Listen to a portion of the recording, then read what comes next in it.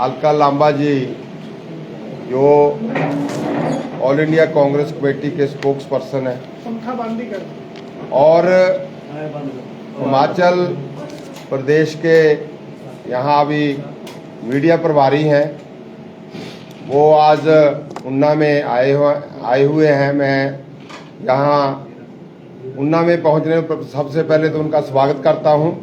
आज वो यहाँ प्रेस कॉन्फ्रेंस करने जा रहे हैं, सो मैं उनसे विनम्र अनुरोध करता हूं कि आज का जो पीसी का कार्यक्रम है उसे शुरू किया जाए।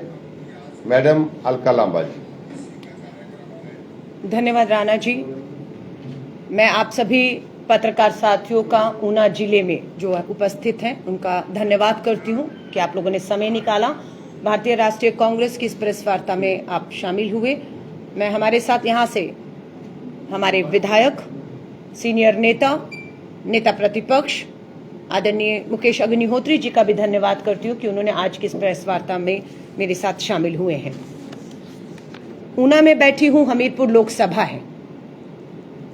अगर मैं कहूँ इस जिले में 5 में से 2 विधायक कांग्रेस के और 3 विधायक भाजपा के हैं।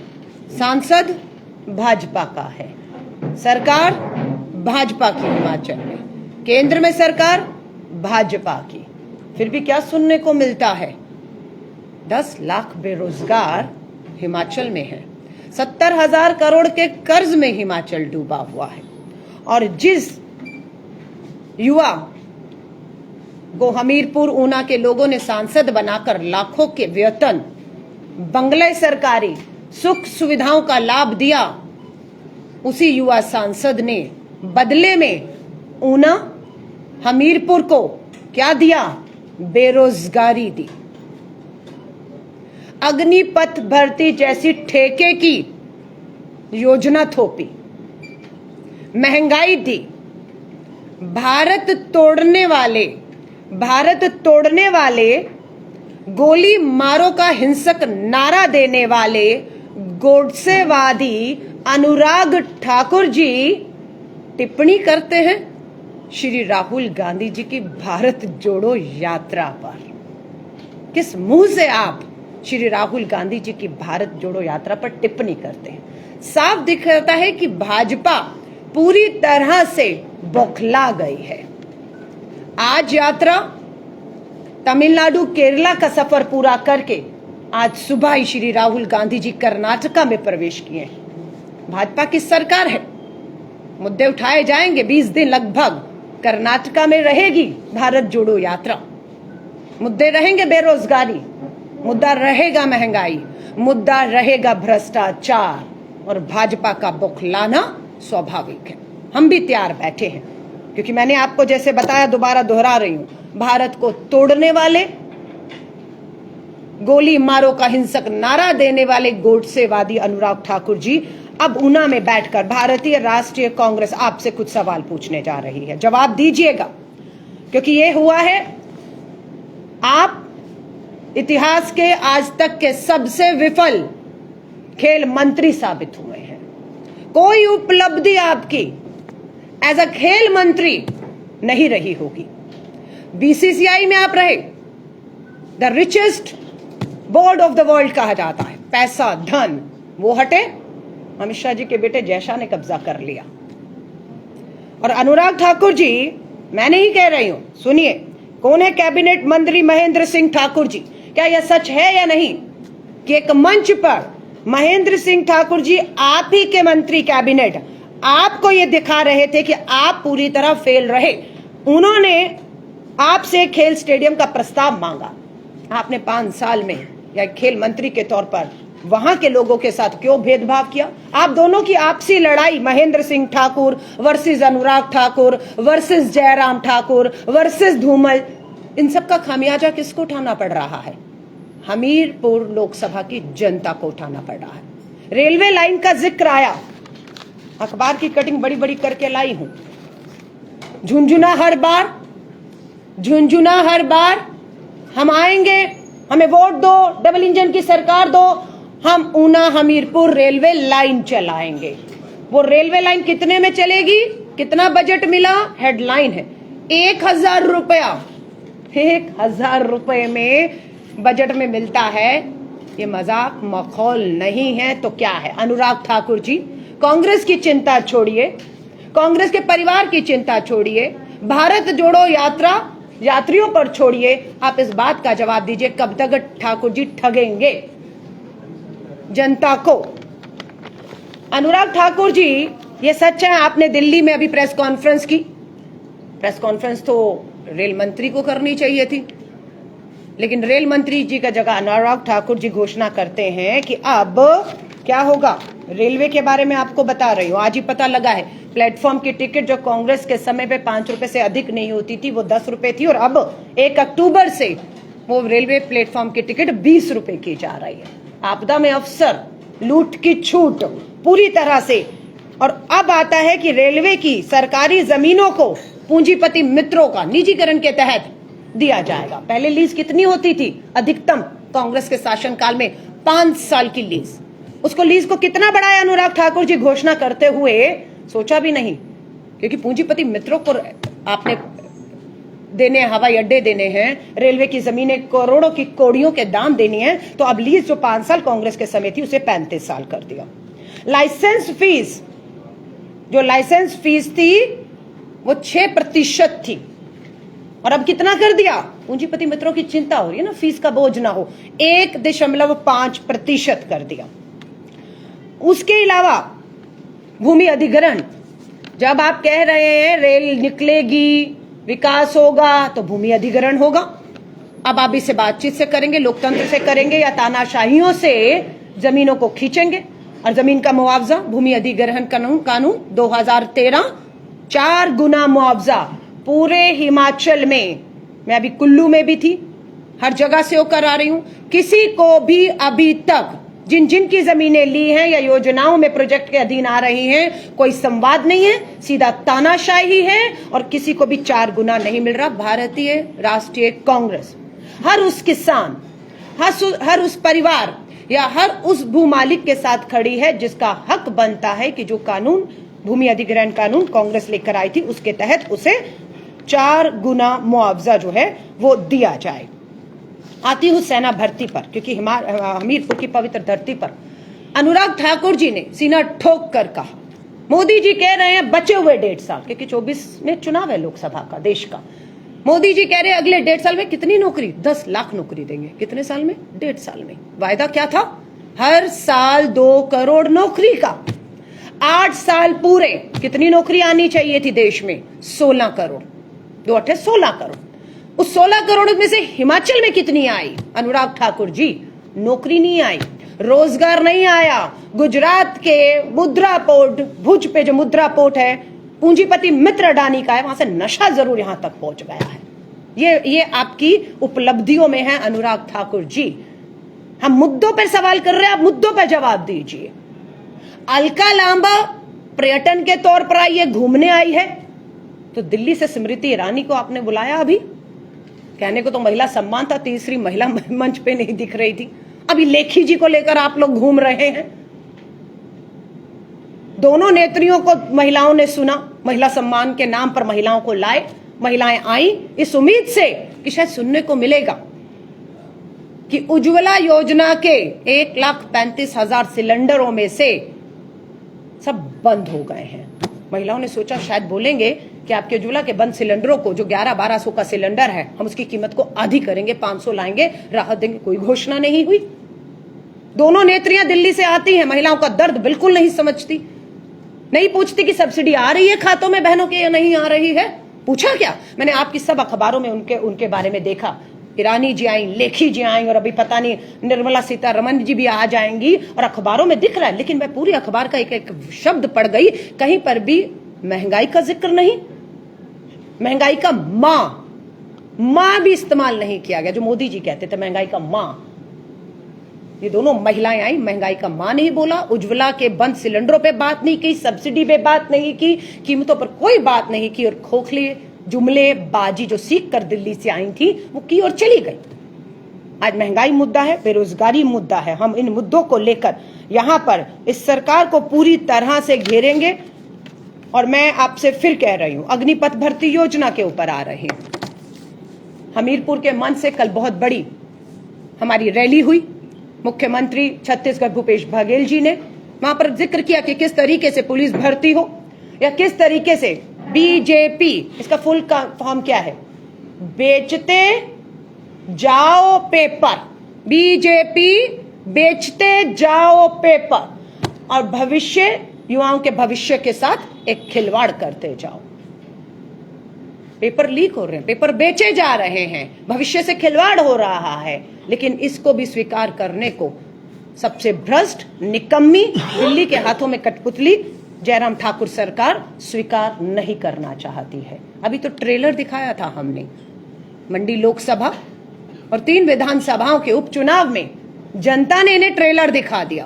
पहली बार हुआ कि जिसकी सरकार हो उपचुनाव हार रही हो, और यहां पर हारी नहीं, बहुत बुरी तरह लोगों ने महंगाई, बेरोजगारी के मुद्दे में चारों उपचुनाव में भाजपा को सबक सिखाया। लेकिन भाजपा ने लगता है सबक नहीं लिया, और अभी तक ना हार से, और अभी तक महंगाई कहें, बेरोजगारी कहें, वो सब पर टोटल जो है इसी तरह अभी तक उनका जो घमंड है कि हम धन से, बल से, भाजपा के 2 भाई ईडी और सीबीआई के दम पर आप डराएंगे, आप धमकाएंगे, आप खरीद फरोख्त करेंगे, आप लोकतंत्र की हत्या करेंगे, आप विपक्ष को खत्म, चुप कराना चाहेंगे।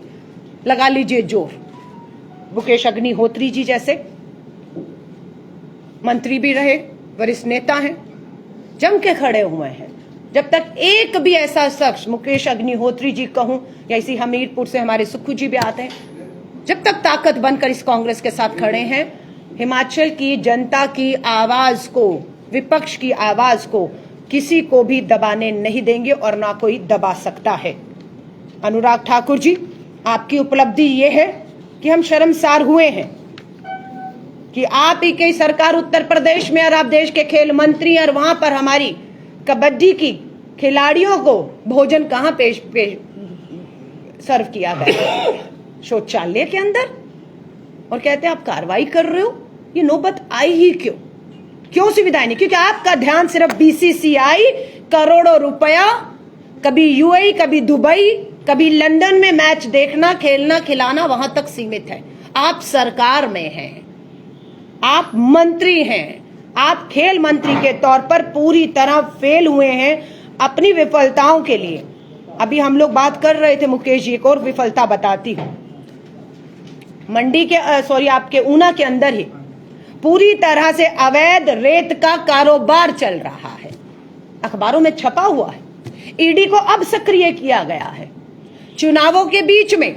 लेकिन क्या यह सच्चाई नहीं, अनुराग ठाकुर जी, कि हमीरपुर लोकसभा के ऊना में ये रेत का अवैध करोड़ों रुपए का चूना सरकार को लगाने का काम आपकी नाक के नीचे चल रहा था? ना जयराम ठाकुर जी को दिखा अभी तक, ना आपको दिखा, ना आपके विधायक को दिखा, और अब चुनाव में ईडी को, मैं फिर आपसे कह रही हूं, निकलेगा कुछ भी नहीं, लिख कर ले लीजिएगा। ये जो करोड़ों रुपए का चूना लगा रहे हैं अवैध खनन रेत के माध्यम से, उनसे अपनी कमीशन ले ली जाएगी और मामला खत्म हो जाएगा। किस आधार पे कह रही हूं मैं ये इतनी बड़ी बात? पूछिएगा अनुराग ठाकुर जी, क्या यह सच है या नहीं कि पार्लियामेंट के अंदर जब हमने सवाल पूछा कि मोदी सरकार के पिछले 8 साल में ईडी ने कितने मामले दर्ज किए, तो पता लगता है 5000 से ऊपर मामले मात्र ईडी ने इसी तरह के दर्ज किए। उसमें से 90% मामले राजनीतिक लोगों पर किए गए, और वो राजनीतिक लोग जब भाजपा में चले गए, मामले खत्म हो गए। और तो और जब हमने पूछा कि 5000 मामले 8 साल में सजा कितनों को मिली, दोषी कितने करार दिए गए, अंजाम तक कितने पहुंचे, न्याय कितनों के साथ हुआ, जो चूना सरकार को लगाया गया खजाने को, पता लगता है 5000 में से मात्र 23 लोग ही दोषी करार दिए गए। तो बाकी क्या होता है? बाकी मात्र राजनीतिक दबाव, समझौतेबाजी, अपना हिस्सा, अपनी कमीशन। इसीलिए मैं कह रही हूं, आज आपसे ऊना पूछ रहा है कितनी कमीशन पे ये समझौता होने वाला है, जो आपका अवैध रेत का कारोबार आप ही की नाक के नीचे, आप ही की सरकार के होते यहां पर जो है वो चल रहा है।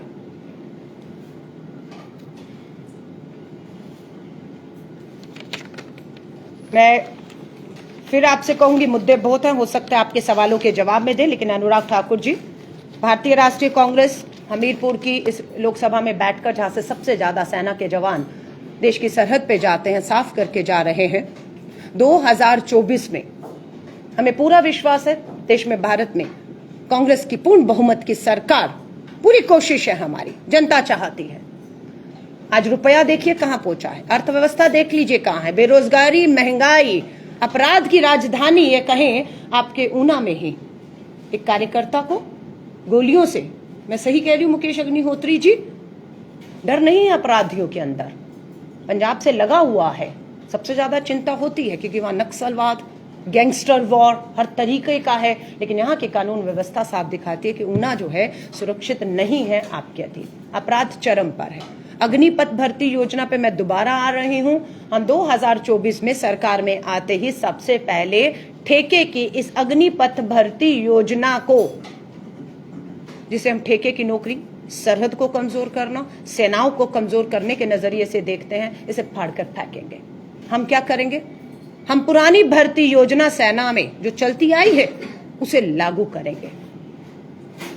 हम 2.5 लाख खाली पद जो 2 साल से भरे नहीं गए, लगभग 2.5 लाख खाली पद सेना के हम भरेंगे।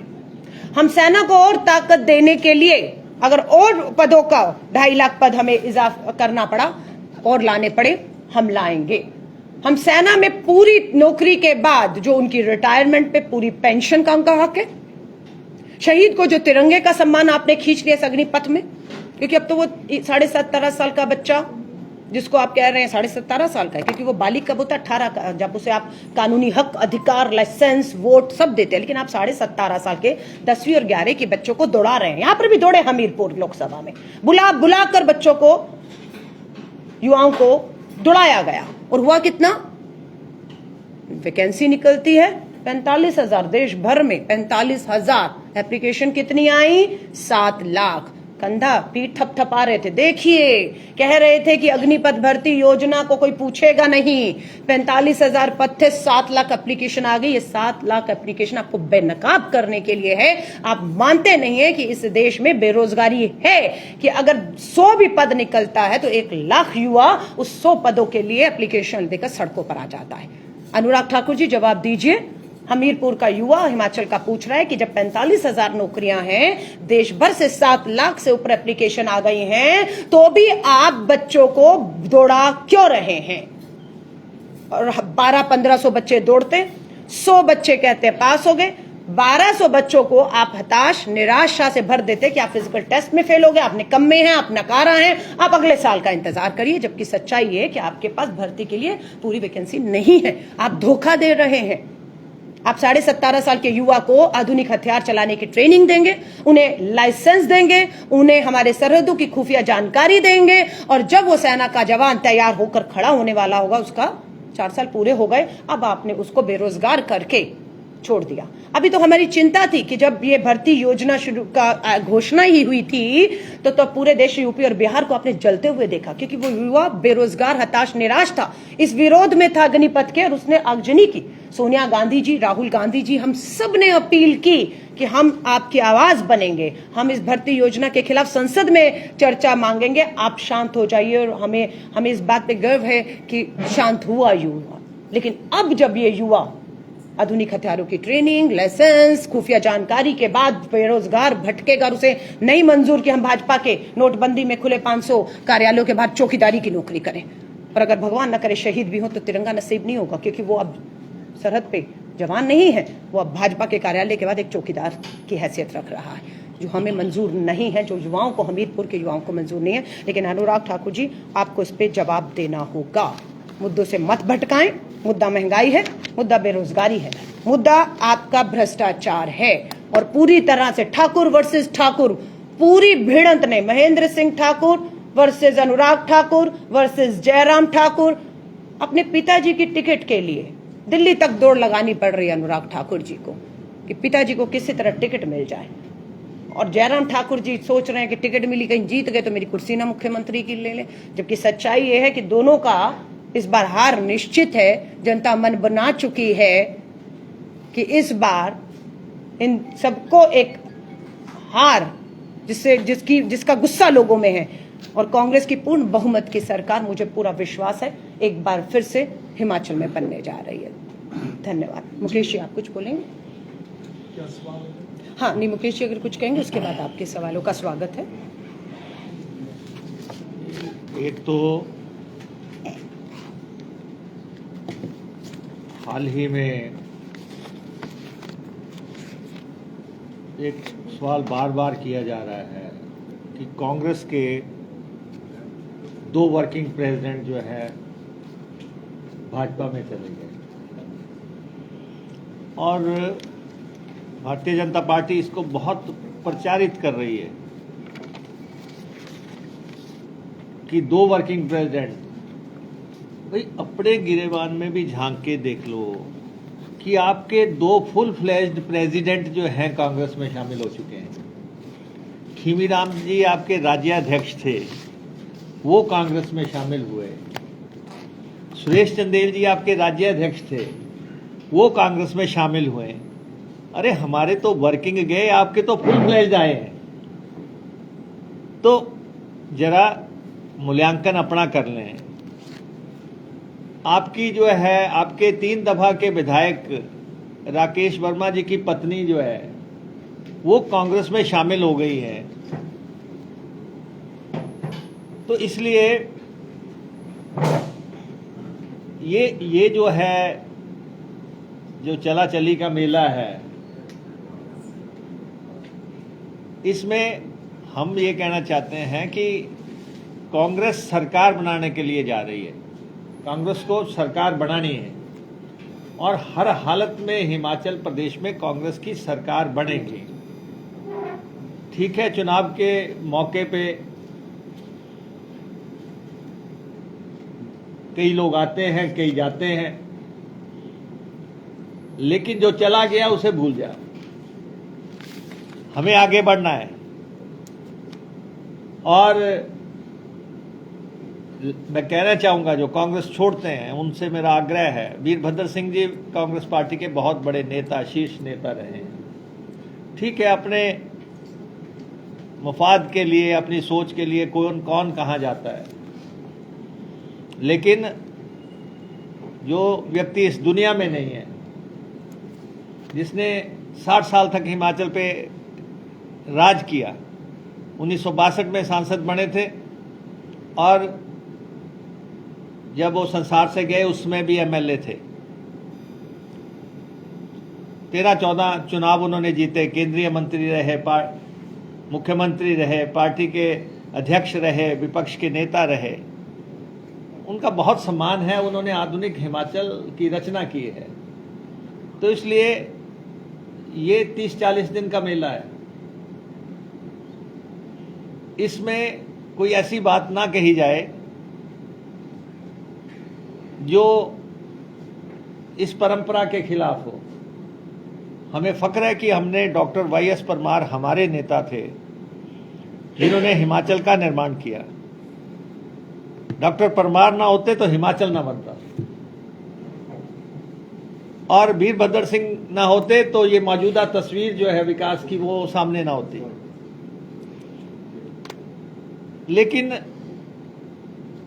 एक बात बड़ी शर्मसार कर रही है कि मुख्यमंत्री जी के कार्यालय से जो है, या मुख्यमंत्री जी हमारे एमएलए को बुला के धमका रहे हैं। मुख्यमंत्री जी के डायरेक्ट फोन जा रहे हैं हमारे विधायकों को कि मेरे घर पे आओ, मेरे आवास पे आओ, आपको कांग्रेस छोड़ के भाजपा में शामिल होना है।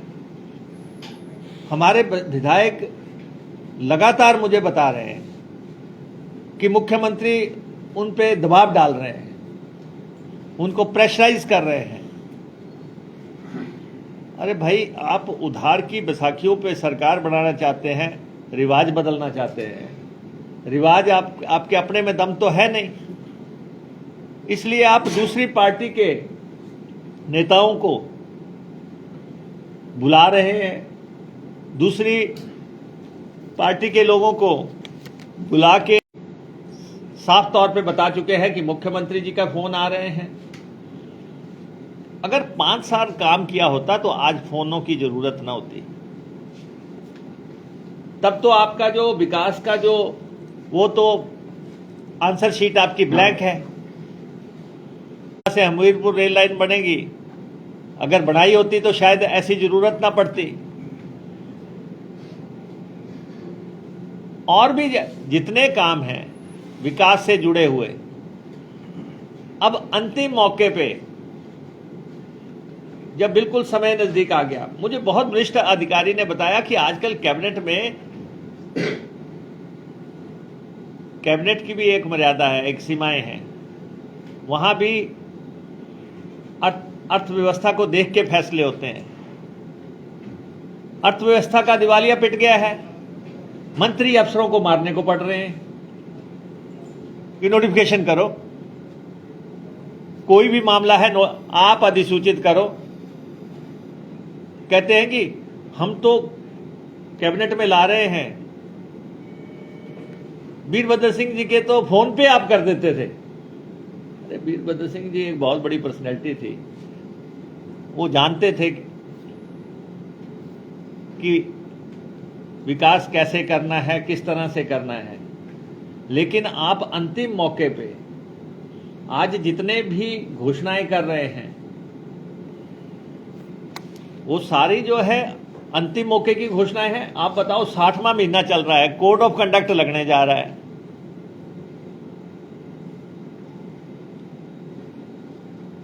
और हमारे यहां पे साथी भी, मैं सुन रहा था एक दिन कि ड्रग पार्क बन गया। अरे ड्रग पार्क बना नहीं है, उसकी तो अभी डीपीआर भी नहीं बनी थी, उसका तो अभी पैसा भी सैंक्शन नहीं हुआ था, वो तो वैसे ही वीरान है जगह। 10 दिन रह गए, 10 दिन में जो है कागजों पे तो आप चाहे ताजमहल बना दो, यहां पे सुबह बना दो। ऐसे ही सिरमौर में हाटी समुदाय की बात करते हैं, ये मुद्दा वीरभद्र सिंह जी ने चलाया था, लेकिन क्या कभी हिमाचल प्रदेश विधानसभा में ये मसला उठाया? एक बार भी नहीं। क्या ये दिल्ली के संसद के दोनों सदनों में उसकी कोई अप्रूवल्स हुई? आनन फानन जाते समय जो है ऐसे ऐसे ऐलान करने की कोशिश कर रहे हैं। प्रधानमंत्री जी को आप इतनी बार ले आए, आप पूरी तरह फेल हैं कि आप प्रधानमंत्री जी से कुछ भी नहीं ले सके, प्रधानमंत्री जी के आगे आप बात ही नहीं रख सके। वो लीडरशिप ही क्या है स्टेट की, जो कि सामने वाले के समक्ष बात ही ना रख सके। कहते हैं कि जी मुख्यमंत्री जी बड़े शालीन हैं, इसलिए जो है हिमाचल को कुछ नहीं मिल रहा है।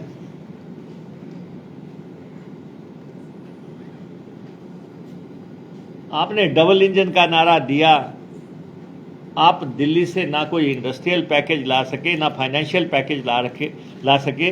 1.25 लाख करोड़ रुपए की आपने अनाउंसमेंट इंडस्ट्री की कर दी कि इतनी इंडस्ट्री आएगी। कौन सी इंडस्ट्री आएगी? यहां रोज नारियल फोड़ते रहे। कोई ऐसी उपलब्धि तो दिखा दे जो हिमाचल प्रदेश में विकास के प्रोजेक्ट आए थे। ये मनमोहन सिंह जी की देन थी। सेंट्रल यूनिवर्सिटी का हाल आपने क्या कर रखा है? IIIT आपकी उपलब्धि नहीं है। IIIT हरोली में भाजपा नेतृत्व स्थापित ही नहीं होने देना चाहता था। उन्होंने तो ऐलान कर रखा है। आपकी अखबारों की कटिंग्स हमने अभी तक संभाल के रखी हैं, जिसमें कहा था कि सरकार बदलेगी, हरोली से उठा के ले जाएंगे, फलां जगह बनेगा। लेकिन हमने जो काम किया पक्के पांव किया है, इसलिए वहां IIIT स्थापित हुई। इसलिए पूरे हिमाचल में अगर आप जयराम के नाम की कोई उपलब्धि बता दें, जयराम अपना हवाई अड्डा तो बना नहीं सके, हमारा क्या बनाएंगे? और हेलीपैड कितने बनाए? जयराम जी जो अपनी हवाई पट्टी नहीं बना सके, और वो कहते नहीं मुकेश को नहीं पता कि हवाई पट्टी कैसे बनती है। अरे भाई आपको पता थी तो आप बना दें। हवाई पट्टी बनाने में कहते सालों साल लगते हैं, लेकिन किसी को भी अपने 5 साल के समय में आधारशिला तो रख देते होंगे, आधारशिला तो रख देते होंगे, थोड़ी बहुत जमीन एक्विजिशन कर दी होती, सेंटर से कोई पैसा ले लिया होता। आपकी हवाई पट्टी बनी नहीं, कोई भुंतर की हवाई पट्टी आप एक्सपैंड नहीं कर सके, शिमला की नहीं कर सके, आप गग्गल की नहीं कर सके, कोई काम ऐसा। और फिर कहते हैं भारतीय जनता पार्टी को जयराम जी पे नाज है। तो इसलिए अब चुनाव आ रहा है, कोई घोषणाएं, हम फिर कहते हैं कि जयराम जी आपके जाने का समय आ गया है, आप ऊपर उड़ते रहे, आसमान में उड़ते रहे, नीचे नाटी डालते रहे। आपका हिमाचल प्रदेश में लीडरशिप देना बहुत घातक है। अगर आप फिर भी चाहते हैं कि आप कह रहे हैं कि मुझे मौका मिलना चाहिए, तो ये जरूर किया जा सकता है जैसे पूर्व मुख्यमंत्रियों को सुविधाएं दी जाती हैं कि उनको आवास दिया जाता है, गाड़ी दी जाती है। आपके शौक के लिए एक हेलीकॉप्टर खरीद के आपको जो है पूर्व मुख्यमंत्री को दे दिया जाए। आप हिमाचल प्रदेश को छोड़िए, हिमाचल प्रदेश के विकास को छोड़िए, आपने कुछ नहीं किया है। आपने इवेंट मैनेजमेंट किए हैं, और अब तक के जितने भी मुख्यमंत्री रहे सबसे ज्यादा पब्लिसिटी पे अगर खर्चा किया गया है तो जयराम ने किया है। जितना पब्लिसिटी पे खर्चा किया, आज देखो चप्पे चप्पे पे होर्डिंग लगे हैं, होर्डिंग प्रदेश बना दिया। और मेरा ये कहना है चुनाव आयोग से, जैसे ही ये कोड ऑफ कंडक्ट शुरू होता है, 3 साल के जो अफसर हटाए जाने, डायरेक्टर पब्लिक रिलेशन हटाया जाए, DPR को हटाया जाए। ये प्रदेश का पैसा है, सरकार का पैसा है, जनता का पैसा है और ये श्वेत पत्र रखा जाए कि जयराम की पब्लिसिटी पे कितना पैसा खर्चा किया गया। एजेंसियां हायर कर दी हुई हैं 2-2 करोड़ रुपए की, जो मुख्यमंत्री के साथ चलेंगी। एजेंसियां हायर कर ली हैं। होर्डिंग एक दिन लगता है, दूसरे दिन गिरा हुआ होता है, उसकी जगह नए लग रहे हैं। पूरे प्रदेश में जो है सैकड़ों लोग जो है नाजायज तौर पे पब्लिक रिलेशन में भर्ती करके लगाए हुए हैं, जिनका काम सिर्फ हमारे खिलाफ लिखना है, हमारे खिलाफ बोलना है, हमारे खिलाफ कमेंट लिखने के लिए पूरी फौज जो है वहां पे भर्ती की हुई है। पब्लिसिटी पे, इवेंट मैनेजमेंट पे इतना खर्चा, अमृत महोत्सव के बहाने कितना खर्चा कर दिया गया।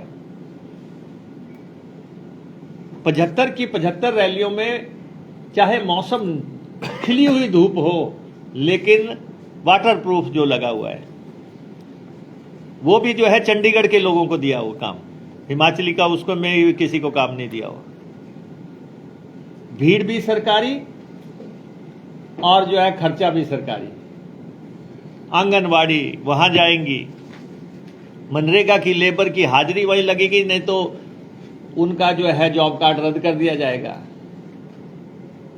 आशा वर्कर वहां पहुंचेंगे, पटवारी सारे वहां पे होंगे, कानगो सारे वहां पे होंगे।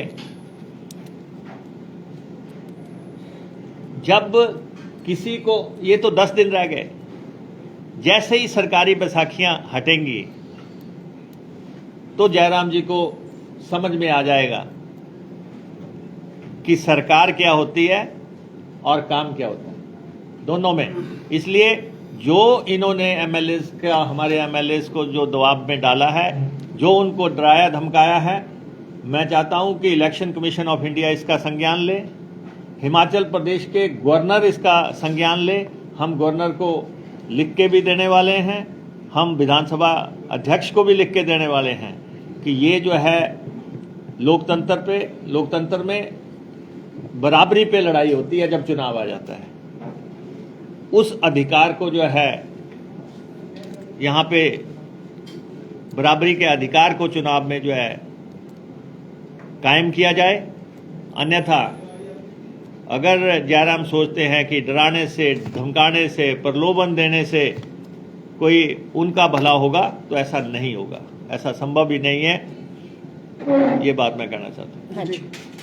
ये जो चुनाव अभी आ चुके हैं, जो पार्टी फाइटिंग है, आधे से ज़्यादा सीटों पे 4-4, 5-5 लोग हैं, तो ये कब तक क्लियर हो जाएंगी? और जो अभी बात हुई, काफ़ी लीडर जो भाजपा में थे, तो वो पलायन कैसे रुकेगा पार्टी का?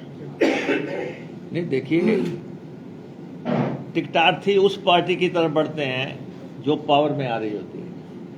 आप कहते हैं कि जी 1400 लोगों ने अप्लाई कर दिया, तो एक उम्मीद लोगों को कांग्रेस से है, तो इसलिए टिकटार्थी बड़े हैं। पैनल में लोगों के नाम थोक में आ रहे हैं, पॉजिटिव साइन है। ये तो पॉजिटिव साइन है कि ये बदलाव की तरफ है, वक्त है बदलाव का। सरकार बदलो, हालात बदलो, सारे पत्रकार उसमें शामिल हो जाओ। और दूसरा जो आप कह रहे हैं कि लोग जो जा रहे हैं, लोग सिर्फ वो जा रहे हैं जिनको लगता है कि हमें टिकट नहीं मिलेगा। हर्ष महाजन ने कहा है कि वो टिकट न कभी चुनाव लड़े न लड़ने वाले थे, उनके लिए ऑफर हुआ था शिमला से, चंबा से। नहीं, देखिए, हम किसी इंडिविजुअल पे कोई टिप्पणी नहीं करना चाहते।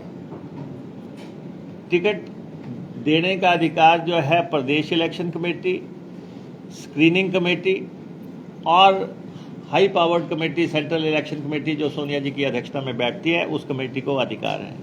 हम आपको ये बताना चाहते हैं कि टिकटों का डायलॉग चल रहा है और लगभग 50% सीटों पे सहमति कायम हो चुकी है। बाकी प्रोसेस आगे बढ़ रहा है। कांग्रेस में टिकटों को लेके कोई बहुत बड़ा विवाद नहीं है जैसा दिखाया जा रहा है। ना ही नेतृत्व में विवाद है, ना ही टिकटों पे विवाद है, ना ही जीत के सरकार बनाने पे विवाद है। हाँ, एक बात जो आप बार बार पूछते हैं या मुख्यमंत्री जी कहते हैं कि दुल्हा कौन होगा, तो जयराम जी को ये बता देते हैं कि दुल्हा कांग्रेस का ही होगा, किसी और का नहीं होगा। क्या मुख्यमंत्री के खिलाफ जो है वो ऐसी भी बात चली है कि श्री प्रतिभा सिंह को भी उतारा जा सकता है? कौन कैंडिडेट होगा? ये तो वैसा ही क्वेश्चन है कि क्या जयराम जी की जगह अनुराग ठाकुर को उतारा जा सकता है?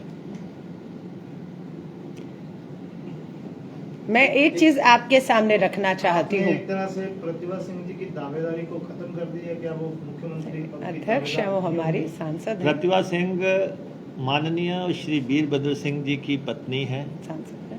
बहुत बड़ी पॉलिटिकल लिगेसी उनके पीछे है। हमारी माननीय अध्यक्षा है, पार्टी के लिए कार्य कर रही है।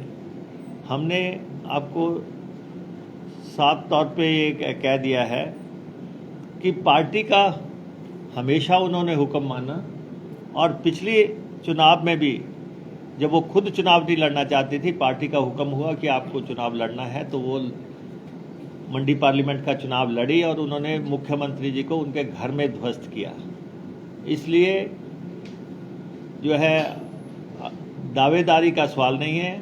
हम सब लोग पार्टी के निष्ठावान सिपाही हैं, और जो भाजपा के दबाव से, भाजपा के प्रेशर के बावजूद अगर हम सीना तान के सब लोग खड़े हुए हैं, लड़ाई लड़ रहे हैं, तो आप अंदाज़ा लगा सकते हैं कि कितनी कर्मठता से, कितनी ईमानदारी से पार्टी का साथ दिया जा रहा है। अलका जी, एक सवाल आपसे। हाँ जी। आपने पहले कहा कि लोग भारतीय जनता पार्टी में जा रहे हैं वो सत्ता के लालच या फिर भ्रष्टाचार के डर से वो जा रहे हैं, लेकिन मुकेश जी ये बात कहें तो एक जायज सा लगता है, लेकिन जब आप एक सवाल करते हैं तो एक सवाल खड़े होते हैं क्योंकि आप स्वयं पार्टी बदल के आए हैं, मतलब आपने भी पार्टी बहुत अच्छा जवाब दूं। मैंने पार्टी नहीं बदली थी। मैं 20 साल 2 दशक तक 1995 में दिल्ली विश्वविद्यालय छात्र संगठन की अध्यक्ष पद का चुनाव लड़ा, जिसको 30 साल होने वाले हैं। उसके बाद एनएसयू की राष्ट्रीय अध्यक्ष रही, एनएसयू की राष्ट्रीय सचिव तक मैं पद तक पहुंची, और उसके बाद रामलीला मैदान में मैं पहुंची थी। तब आम आदमी पार्टी बनी नहीं थी, आम आदमी पार्टी 12 में बनी, और मैंने चुनाव कब लड़ा? 15 में लड़ा और जीती। लेकिन जब देखा कि आम आदमी पार्टी भाजपा की मात्र एक बी टीम है, उससे ज्यादा कुछ नहीं है। रामलीला मैदान एक छलावा था कि केंद्र में मोदी, दिल्ली में केजरीवाल, शीला दीक्षित को बदनाम किया, मनमोहन सिंह को बदनाम किया। आज 8 साल से केंद्र में मोदी, दिल्ली में केजरीवाल है। एक मंत्री बता दीजिए शीला दीक्षित जी का जो जेल में हो, जो भ्रष्ट करार दिया गया हो, एक नाम नहीं है। और अब जहां जहां भाजपा को अपने खिलाफ वोट बांटना है, जो कांग्रेस की तरफ आ रहा है, तो भाजपा की बी टीम केजरीवाल सक्रिय हो जाते हैं। अब आपने सवाल पूछ दिया, वरना उस पार्टी पे मैं टिप्पणी नहीं करना चाहती, पर हाँ, विधायक रही हूं, बहुत करीब से केजरीवाल जी के साथ काम किया है। कौन थे यहाँ कर अभी तक उनके प्रभारी? बहुत लहर थी, करोड़ों रुपया विज्ञापनों पर फूक रहे थे। सत्येंद्र जैन कहाँ है? 3 महीने से ईडी ने जेल में डाला हुआ है। केजरीवाल भारत रत्न नहीं मांगते सत्येंद्र जैन के लिए, सड़क पर उतर के आंदोलन नहीं करते हैं। क्यों? फिर दोबारा आए मनीष सिसोदिया जी, दिल्ली में आबकार शराब नीति 1 के साथ 1 बोतल फ्री में पकड़े जाते हैं, सीबीआई रेड होती है, अपनी नीति वापस ले ली, नीति वापस हो गई, और शीला दीक्षित जी की नीति लागू कर दी आज फिर पुरानी नीति। फिर आते हैं भगवंत मान जी, पंजाब से जुड़ा हुआ है, 90 विधायक है, सबकी जिम्मेदारी लग दी, हम गुजरात संभालेंगे, वहां भाजपा को जिताएंगे, तुम हिमाचल करो। भगवंत मान जी के साथ क्या हुआ? पूरा पंजाब को शर्मसार किया उन्होंने। जर्मनी में एयरलाइंस पे उतार दिया जाता है उनको बीच में, उनको समझना चाहिए। और दिल्ली के हाथों में भगवंत मान कठपुतली, उससे ज्यादा कुछ नहीं है। आज कहां है? रात भर में अनुराग ठाकुर जी सबको ले जाकर नड्डा जी को जगाकर अध्यक्ष और सबको ज्वाइन करा के खत्म हो गया। तो ये है इनका, इनके बारे में बात मत करिए। मैं आज भाजपा में भी जा सकती थी, लेकिन 20 साल का संघर्ष, 25 साल का, 5 साल आम आदमी, भाजपा में नहीं गई। उस विचारधारा, उस कांग्रेस जिसमें राहुल गांधी भारत जोड़ने निकले हैं, पिछले 3 साल से वापसी हो गई है और जीरो से संघर्ष कर रही हूँ। संघर्ष कर बिल्कुल था, लेकिन विचारधारा बिल्कुल समझौता नहीं करूंगी। इनकी नफरत की, बांटने की, धर्म और जातियों पर, उसको मंजूर नहीं करूंगी। उत्तराखंड की अंकिता के साथ क्या हुआ, उन्नाव की बेटी के साथ भाजपा के विधायक ने क्या किया, और यहाँ की नेत्रियां खामोश रहती हैं, उस पर बात नहीं करूंगी। लड़ूंगी, संघर्ष करेंगे राहुल गांधी जी के साथ। जाते जाते, क्योंकि हमीरपुर लोकसभा बैठी हूँ, इसके बाद मैं कांगड़ा की तरफ बढ़ रही हूँ। लास्ट एक अनुराग ठाकुर जी के लिए सुझाव देकर जा रही हूँ। एक गांधी से वो सीखना नहीं चाहते हैं, उनके जैसी हिम्मत नहीं है। उस गांधी का नाम है राहुल गांधी, उस पर टिप्पणी सिर्फ करना चाहते हैं।